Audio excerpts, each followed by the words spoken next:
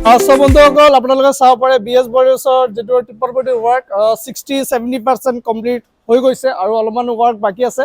So কামখিনি আমি বহুত হেভিকে ৱৰ্ক কৰি আছো বিকজ এটো পাথৰ চলিবৰ কাৰণে আমি কামখিনি বহুত হেভিকে কৰিছো আৰু বেক সাইডে চাব পাৰে যেটো আমি বেক সাইডৰ বিমখন আমি এটো চেটিস লগাইছো বিকজ ৱৰ্কখিনি আমি হেভিকে কৰিম। বেষ্ট প্ৰাইসত আপোনালোকে আহি কেনে BS বডিউছৰ ৱৰ্ক কৰিব পাৰে। এখন বেষ্ট প্ৰাইসত আপোনালোকৰ ডাম্পাৰ বডি ফুললি ৱৰ্ক কৰি দিব BS বডিৰ। তো সাইডত আৰু এখন গাড়ী চাব পাৰে যেটো ডাম্পাৰ বডি হয়। এটো আমি হাইটটো শৰ্ট কৰিছো আৰু যেটো ফ্লোৰ হয় ফ্লোৰটো আমি অলপ হাইট কৰিম। সো আৰু বহুত কেটা গাড়ী ৱৰ্ক হৈ আছে BS বডিউছত।